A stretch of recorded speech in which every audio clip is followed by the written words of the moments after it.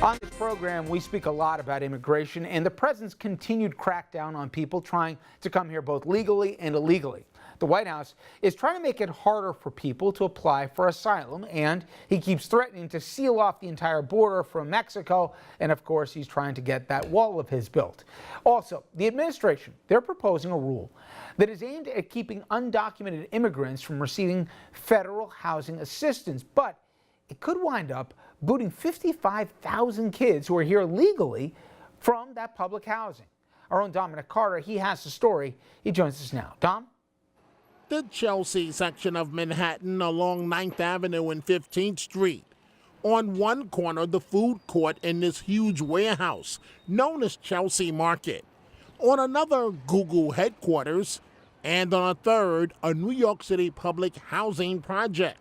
In housing projects across the country, a change is quietly being looked at by the Department of Housing and Urban Development that could have a major impact and could end up displacing 55,000 children who are in the country legally.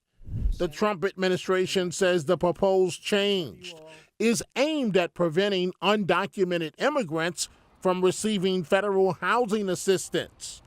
Rachel Fee is the executive director of the New York Housing Conference. I think it's about politics. I don't think it's about housing policy, to be honest. So from my perspective, we have seen a constant flow of policies from the Trump administration punishing the poor. We've seen talk about raising rents for public housing in Section 8, upwards of 44%. Right? We've seen these sorts of policies of trying to either make the poor pay more or make it harder to get subsidies. We've heard talk about work requirements in Medicaid, for food stamps. So to me, this seems like another policy in the line of making it harder for the poor to get help. The HUD proposal would bar families where at least one family member is undocumented from obtaining federal housing, a move that sounds somewhat redundant to housing advocates. Current rules bar undocumented immigrants from receiving federal housing subsidies, but do allow families of mixed immigration status to live in public housing as long as one family member is a legal resident. The new policy could have the effect of driving out the entire family. We are already preventing ineligible households from receiving housing benefits. Right now, the current policy says that you have to be a U.S. citizen or legal resident to receive federal housing subsidies. We do have households that have mixed immigration status, and those benefits are prorated so that only the eligible members of the household receive benefits. HUD points to the long waiting list for public housing, with American citizens struggling to survive. So I find that laughable because this administration just proposed an 18% cut to the HUD budget. They proposed completely eliminating capital funding for public housing.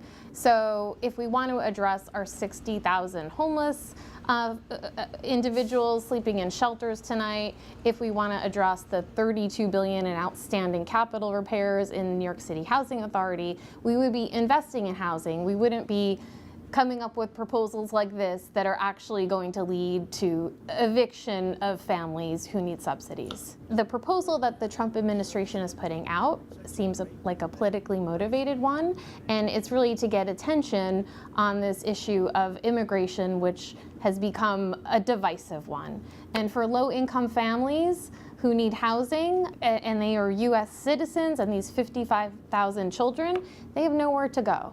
In a statement, HUD Secretary Ben Carson says there is an affordable housing crisis in this country, and we need to make certain our scarce public resources help those who are legally entitled to it.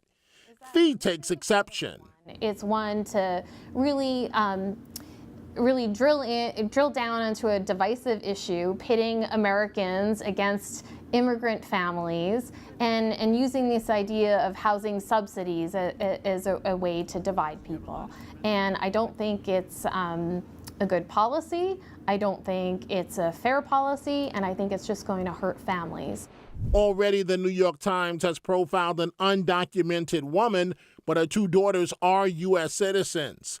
The woman just recently living in public housing and moved from shelter to shelter. She is looking at eviction. So is this about penalizing legal immigrants? In a way, it is, right? Because if you have a mixed immigration household and the person receiving the housing subsidy is eligible for them, that family member has to make a tough choice. Do we break up the household because someone in the household is no longer eligible? Do we try to move? We know they can't afford market rate housing because they're using HUD subsidies. So I think they're forcing a really difficult choice for these families. In the Chelsea section of Manhattan, I'm Dominic Carter. Richard, let's go back to you in the studio. Thank you, Dominic. We will be right back, everyone, to wrap things up.